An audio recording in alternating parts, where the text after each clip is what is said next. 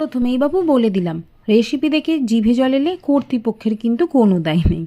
আজকে বানাবো চালতার আচার, যেটা দেখে সবার জিভে জল আসতে বাধ্য। চালতা কেটে ধুয়ে নিয়ে সামান্য নুন হলুদ মাখিয়ে নিলাম। এইবার কড়ার মধ্যে বেশ কিছুটা জল গরম করতে দিয়ে সেই কেটে রাখা চালতাগুলো 7 থেকে 8 মিনিটের জন্য একটু ভাপিয়ে নেব। বানিয়ে নেব আচারের মূল মশলা। সেই জন্য 5 ফোড়ন, গোটা জিরে, গোটা মৌরি আর শুকনো লঙ্কা ভালো করে ভেজে ভোঁ ভোঁ করে ঘুরিয়ে নেব। এবার শিলপাটাতে ওই সিদ্ধ করে রাখা চালতাগুলো একটু থিতো করে নেব।